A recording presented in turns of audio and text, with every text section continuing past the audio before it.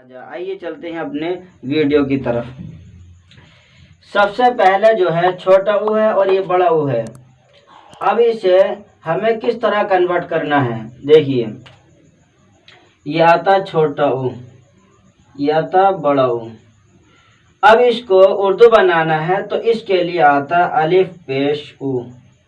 इसी तरह अगर बड़ा ऊ लाना है तो अलिफ पेश वाव, अलिफ वाव और ऊ के साथ इन दोनों को लाते हैं। इसी तरह अगर हम इसको अलग अलग लिख रहे हैं तो लेकर आ रहे हैं, लेकिन अगर किसी लफ्ज़ के साथ हम मिलाकर लिखेंगे तो उस वक्त जो है ये अलिफ नहीं आने का, यह ख़त्म हो जाएगा, सिर्फ पेश लगेगा। जैसे हमें लिखना है सुन चुप, या चुप को ले लीजिए, चुप। सबसे पहले क्या बनाएंगे, च के लिए आता चुप, 3 नुक्ते।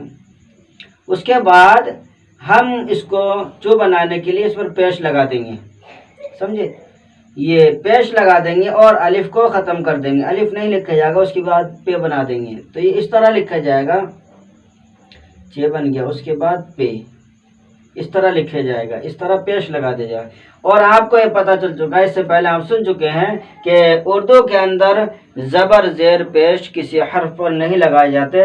ये तो सिर्फ आपको समझाने के लिए बतलाया जा रहा है कि अगर इस तरह की मात्रा आए ऊ की तो ये छोटा ऊ कहलाएगा, और इस तरह की मात्रा आए तो ये बड़ा ऊ कहलाएगा। और छोटे ऊ के लिए उर्दू में क्या आता है, अलिफ, इसके नीचे अलिफ लगा दीजिए, ये हो जाएगा छोटा ऊ का काम करेगा। ये अगर अलग अलग हम लिख रहे हैं लिखने में, लेकिन अगर मिलाकर लिखेंगे तो सिर्फ इतना लिखा जाएगा छोटे ऊ के लिए। और अगर बड़े ऊ के लिए हम उसको मिलाकर लिख रहे हैं, अगर तन्हा लिखे अलग अलग तो ये है। और अगर किसी दूसरे लफ्ज़ के साथ मिलाकर लिख रहे हैं तो सिर्फ वाव आएगा और पेश आएगा। कैसे, जैसे ये हमने लिखा चूर या नूर, नूर को ले लीजिए, नूर है तो इसको हमें बड़े ऊ से लिखना है, नूर बड़े ऊ से आ रहा है तो सबसे पहले हम नून को लाएंगे इस तरह करके, फिर उसके बाद वाव को लाएंगे, फिर लाएंगे रे, ये हो गया रे। अब उसके बाद अगर हमें मिलाकर लिखना है तो आधे नून को ले लीजिए, आधा नून, फिर उसके बाद वाव लगा दीजिए, क्या हो गया नू, फिर उसके बाद रे लगा दीजिए नूर, और ये पेश लगा दीजिए। अगर पेश ना भी लगाएंगे, क्योंकि उर्दू के अंदर पेश नहीं लगता है लिखने पढ़ने में, सिर्फ ऐसे ही पढ़ा जाता है। अगर हम इस पेश को हटा दें तो क्या पढ़ेंगे, नीर नहीं पढ़ सकते, नौर, नौर नहीं पढ़ सकते, ज़बर भी नहीं लगा सकते। अब इससे पता चला कि इसको हम पढ़ेंगे नूर, क्या पढ़ेंगे, इसको पढ़ेंगे हम नूर। जब हम इसको नूर पढ़ेंगे तो अंदाजे से हम जान लेंगे कि इसके ऊपर नून के ऊपर पेश लगा हुआ है और वाव इसीलिए आ रहा है ताकि नूर पढ़ा जाए। और अगर इसी तरह जैसे चुप पढ़ना है तो हम इस पर से पेश को हटा देंगे और हम इसको मान लेंगे कि लफ्ज़ चुप लिखा हुआ है। और अगर हम पेश को इस पर नहीं माने बल्कि ज़बर मान लें तो चप हो जाएगा, और चप कोई लफ्ज़ होता नहीं है। इसी तरह अगर हम इसके नीचे ज़ेर मान लें तो चिप हो जाएगा, और चिप कोई लफ्ज़ बोला जाता नहीं है, चिप कोई लफ्ज़ नहीं होता। अगर किसी को चुप करना हो तो कहते हैं चुप रह, खामोश रह, चुप रह।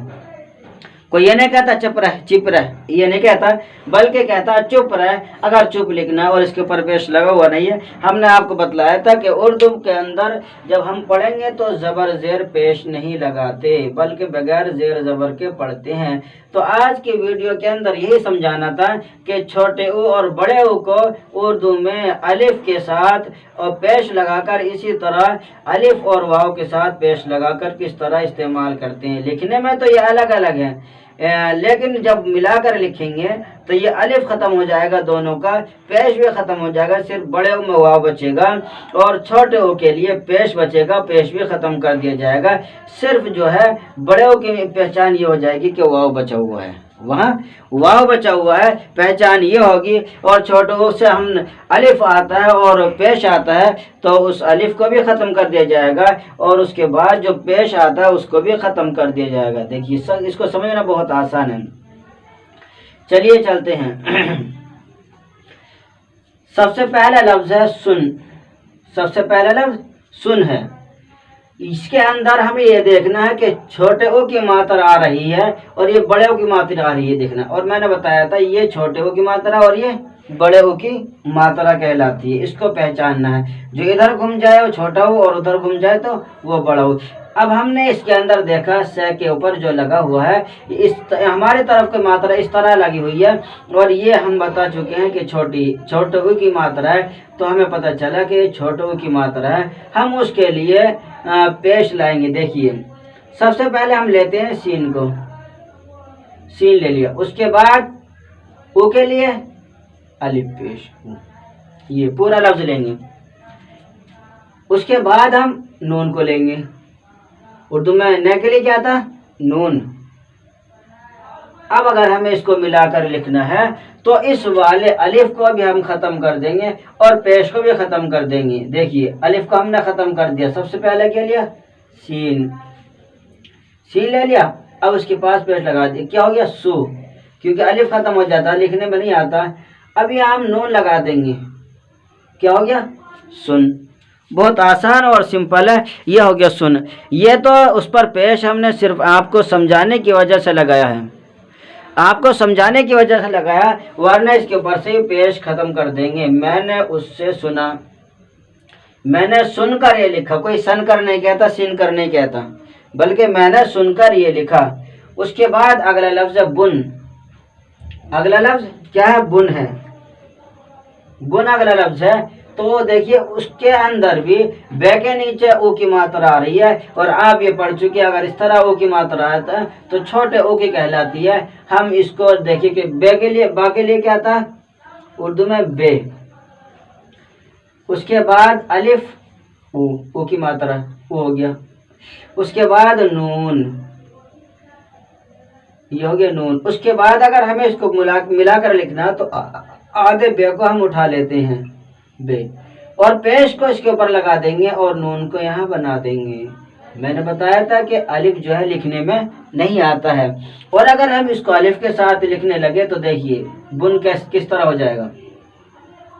बे ये बन गया, अलिफ ये आ गया, पेश और नून ये लगा दिया, तो क्या होगा? बाउन हो जाएगा।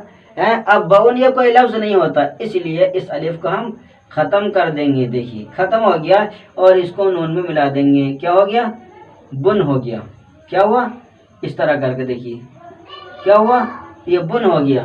और आप देख चुके हैं कि किस तरह हम बुन लिखते हैं, लेकिन अगर हम उर्दू में लिखेंगे तो जबर जेर पेश नहीं लगाएंगे, सिर्फ ये तो समझाने के लिए लगाए। उसके बाद आता है धुन। उसके बाद क्या आता है? धुन। धुन ध के लिए क्या लाएंगे?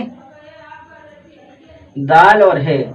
जिस तरह हम डी और एच से बनाते हैं, डी एच के जरिए से बनाते हैं, इसी तरह दाल और है के जरिए से इसको हम बनाएंगे धुन। अब देखिए किस तरह लाना है? दाल है, क्या हो गया? ध। उसके बाद नून पेश आ रहा, उसके बाद नून, ये हो गया धुन हो गया। अब ये धुन हो गया तो हम इसको किस तरह लिखते हैं? जैसे ये है धुन, हम इसको किस तरह लिखेंगे?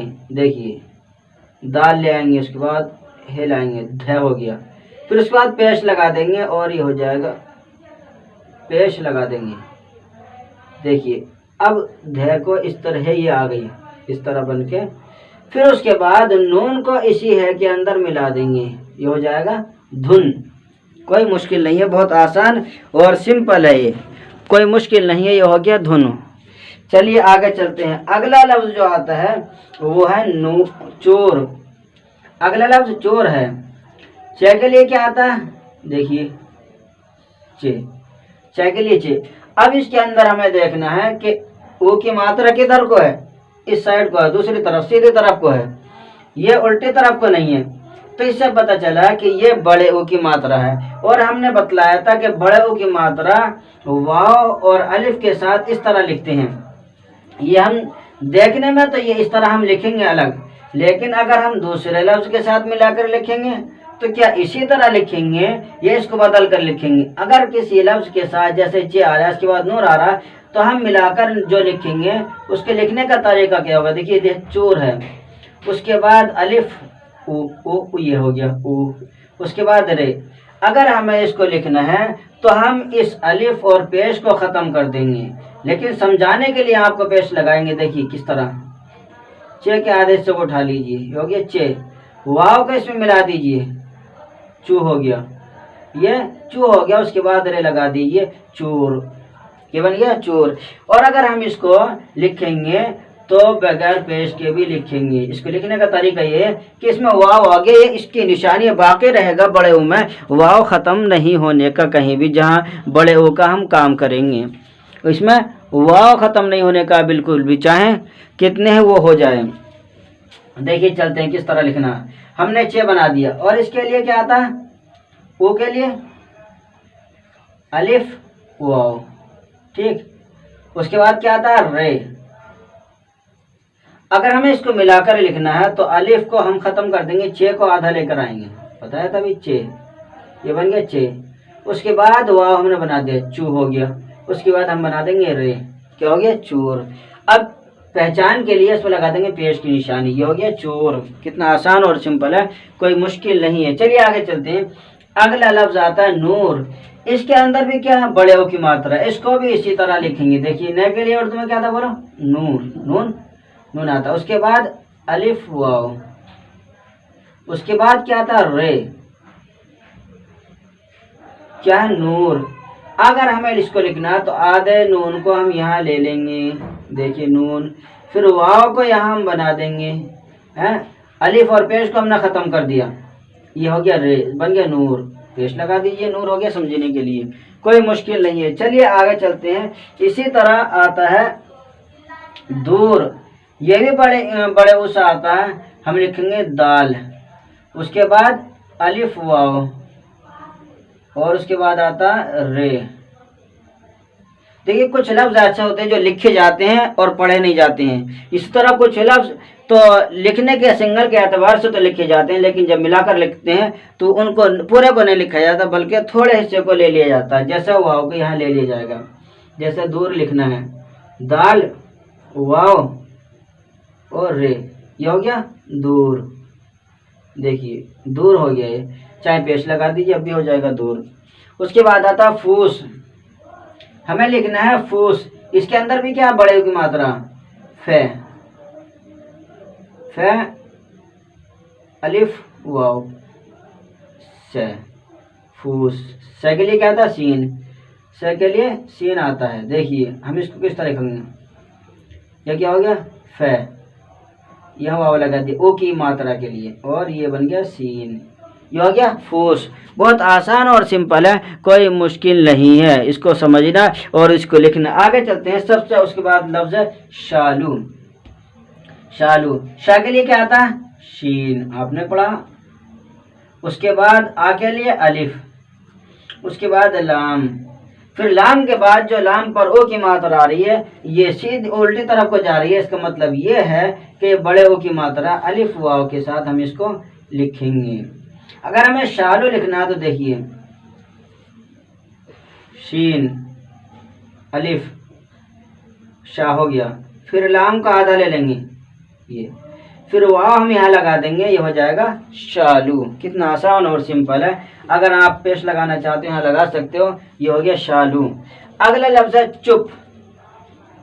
चुप, च के लिए क्या आता है, चा के लिए छे, और ओ की मात्रा कौन सी है, छोटे ओ की बड़े ओ की, बताओ, छोटे ओ की मात्रा है, क्योंकि ये इधर को इस तरह जा रही है और हमने बताया जब इधर को आए तो ये छोटे ओ की मात्रा है। अब छोटे ओ के लिए हम क्या लाते हैं, अलिफ और पेश और पे, पे के लिए पे। अब अगर हमें इसको लिखना है तो हम इस तरह लिखेंगे, आधे चे को हम उठा लेंगे, ये हो गया चे, और पे इसके ऊपर मिला देंगे, ये हो गया चुप। पेश लगा दीजिए, अगर पेश ना भी लगाएंगे जब भी चुप ही लिखा जाएगा, चप और चिप कुछ नहीं होता। उसके बाद आता है खालू। अगर हमें खालू लिखना है और इसके अंदर देखना पड़ेगा एक ही ओ की मात्रा, छोटे ओ की या बड़े ओ की, तो इसके अंदर हमने देखा तो बड़े ओ की मात्रा है। सबसे पहले लेके आएंगे खे, उसके बाद अलिफ, उसके बाद लाम, उसके बाद अलिफ वाव बड़े ओ की मात्रा के लिए, ये हो गया। अब अगर हमें लिखना है तो आधे खे को उठा लेंगे, जैसे हमने लिया खे, फिर उसके बाद लगा दिए आ, ये हो गया खा। अब आधे लाम को उठा लीजिए, आधा लाम ये हो गया, और वाव को यहाँ लगा दीजिए, हो जाएगा खालू, पेश लगा दीजिए हल्का सा, बस ये हो गया खालू। बहुत आसान और सिंपल है, कोई मुश्किल नहीं है। चलिए आगे चलते हैं। अगला लफ्ज आता है मामू। मामू मैं के लिए क्या आता है, उर्दू में बोलो मीम, और आ के लिए अलिफ, मैं के लिए मीम, इसमें बड़े ओ है तो ओ के लिए आ गया। तो इस तरह अगर हमें मामू लिखना है तो मीम के इतने हिस्से को उठाएंगे, दोनों के अलिफ को मिला देंगे, जैसे मीम, हमने अलिफ को मिला दिया, माँ हो गया, और अब मीम को यहाँ इतना लाकर वाव को मिला देंगे, क्या हो गया मामू। देखिए कितना आसान और सिंपल है, कोई मुश्किल नहीं है। अगर आपको कोई परेशानी आती है आप पूछ सकते हैं, कमेंट बॉक्स में लिखकर बता सकते हैं, इस तरह कॉल भी कर सकते हैं। देखिए अगला लफ्ज आता है चाचू। चे के लिए क्या आता है, चा के लिए चे, आ के लिए बोलो अलिफ, और चा के लिए चे, ठीक है समझे, चे के लिए। उसके बाद ओ की मात्रा है, छोटे ओ की बड़े ओ की, बताओ जल्दी। छोटे ओ की, हाँ छोटे ओ के लिए क्या आता है अलिफ और पेश। तो अब अगर हमें इसको लिखना है चाचू, चाचू लिखना है तो आधा चे बनाइए, बन गया चे, अलिफ को यहाँ लगा दिए, चा हो गया। अब दूसरा चा बनाइए ऐसे ही, और वाव को यहाँ लगा दीजिए, हो जाएगा चाचू, पेश को लगा दीजिए। बहुत सिंपल, बहुत आसान है।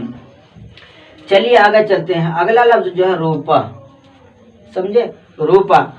अब हमने जो मिसालें बयान की थी वो छोटे ओ और बड़े ओ की, जो किसी लफ्ज के नीचे आता और जो किसी लफ्ज के बीच में आए, जैसे जरूरी में है, जरूरी में आता है, जरूर में आता है, जैसे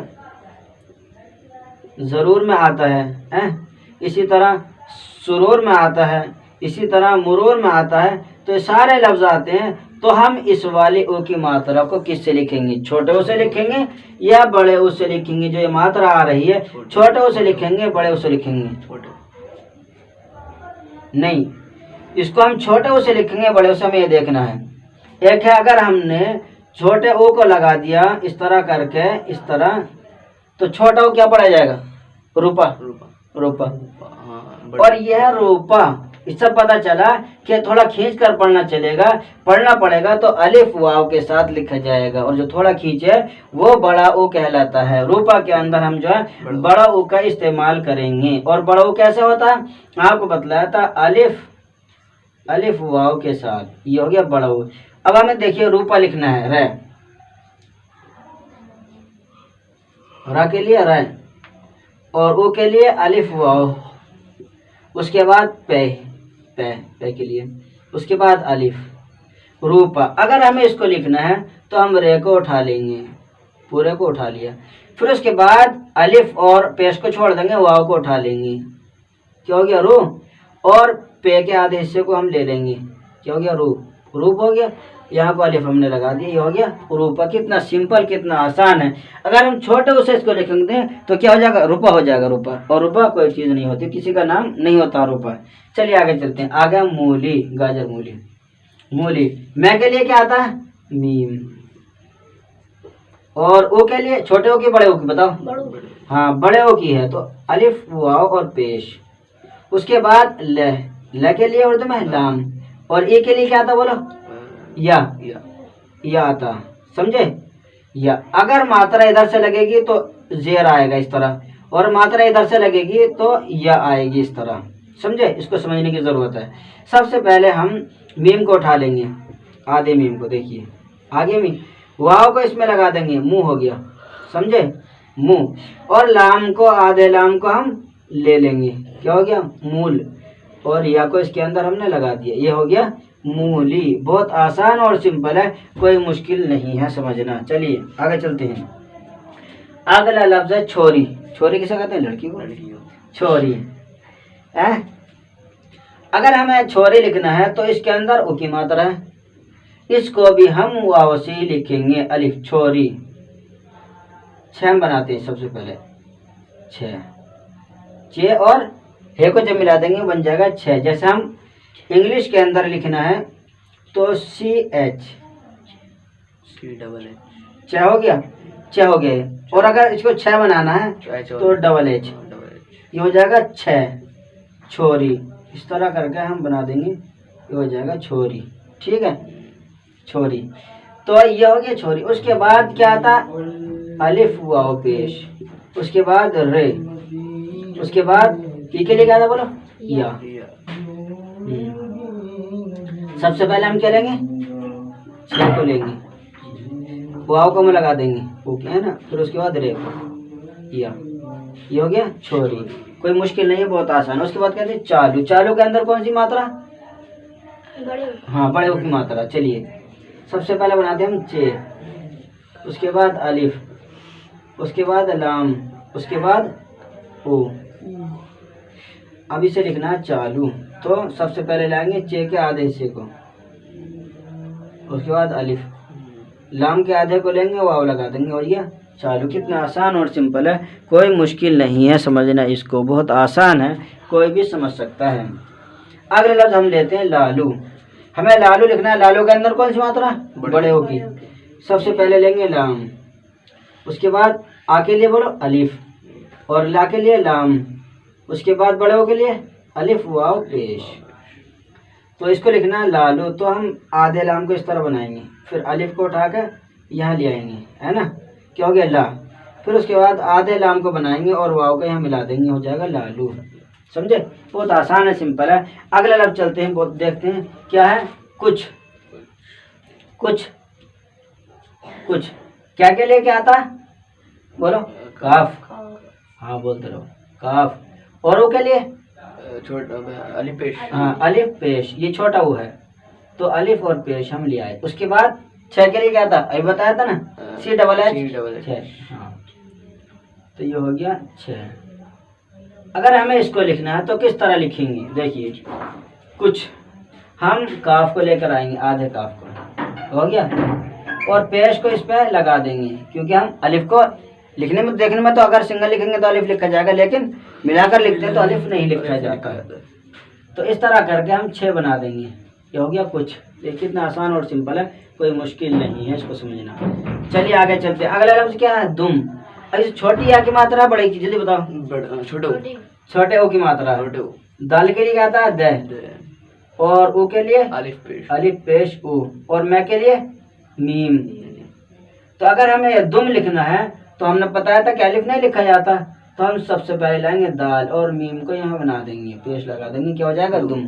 अगर हम पेश भी न लगाएं तब भी जो है दुम ही पढ़ेंगे इसको, दम नहीं पढ़ सकते, दिम नहीं पढ़ सकते। अगर हम जानवर के लिए इस्तेमाल करेंगे तो क्या करेंगे, दुम।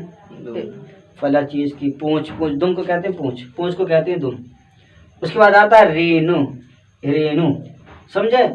अब रेनू में क्या है, छोटों की मात्रा, बड़े की मात्रा। देखिए सबसे पहले हम क्या लेंगे, रा, उसके बाद क्या लेंगे, ई के लिए बताया था या, हाँ, उसके बाद ने के लिए नून, उसके बाद क्या लेंगे, बड़े के लिए अलिफ वाव, तो क्या हो जाएगा रेनू। अब अगर हम इसको लिखते हैं तो हम रा को पूरा इसी तरह उठा लेंगे, फिर या के इतने हिस्से को आधे को उठाएंगे और दो बिंदी लगा देंगे, इससे पहले हमने बताया री। फिर नून को आधे को बनाएंगे यहाँ और वाव लगा दिया, क्या हो गया रीनू। ये रीनू और पेश लगा दी, लगाना चाहें तो ये हो जाएगा रीनू, क्योंकि बड़े ओ के अंदर सिर्फ वाव लिखा जाता है लिखने के एतबार से, वो पेश भी लगा सकते हैं सिर्फ पहचानने के एतबार से, लेकिन अक्सर व्यवस्था लगाते नहीं है। जब पढ़ना सीख जाएंगे आप तो खुद ही लगाना छोड़ देंगे, अंदाजा सारी चीज खुद पढ़ लेंगे। और दूसरा लफ्ज है चूना। च के लिए क्या आता, चा के लिए च, और छोटे की मात्रा, बड़े की, जल्दी बताओ, बड़े की मात्रा, उसके लिए क्या था, अलिफ वाव पेश, और ने के लिए नून, आ के लिए अलिफ। अगर हमें लिखना है तो किस तरह लिखेंगे, चे को बनाएंगे, आधे चे को, ये बन गया चे, इसके बाद लगा देंगे वाव, है ना, उसके बाद नून, आधे नून को ले लेंगे, ये हो गया चून। अब लगा दिया हमने ने, तो ये हो गया चूना, ये हो गया चूना, ये हो गया चूना। उसके बाद अगला लफ्ज आता है आलू। हमें लिखना है आलू। अगर आलू लिखना है तो हम किस तरह लिखेंगे, मैंने बताया था जब बड़े आ का काम क्या करता है, अलिफ और मद्दा। अलिफ और मद्दा। अलिफ पर क्या लगा देंगे, मद्दा। मद्दा। और उसके बाद क्या आता है, लाम। लाम। उसके बाद क्या आता है, अलिफ वाव पेश। बड़ी ऊ की मात्रा, तो अलिफ वाव पेश। ये होगी आलू। अगर हमें लिखना है तो इस तरह लिखेंगे, आधे लाम को ले लेंगे, वाव को यहाँ लगा देंगे, क्या होगी आलू। आलू। इसी तरह हमें लिखना है गुम।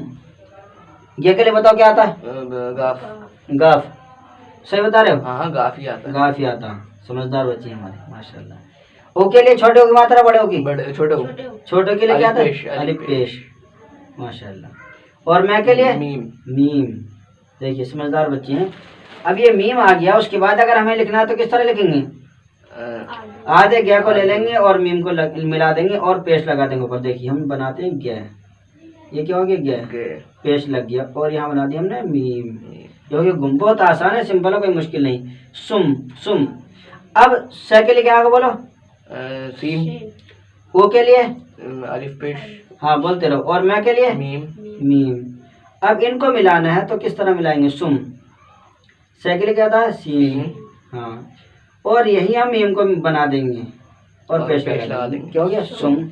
बहुत आसान है। उसके बाद आता है कालू। कालू साहब को भी देख लो, क्या के लिए क्या था बोला, काफ। काफ। अलिफ। आ के लिए अलिफ। ला के लिए लाम। लाम।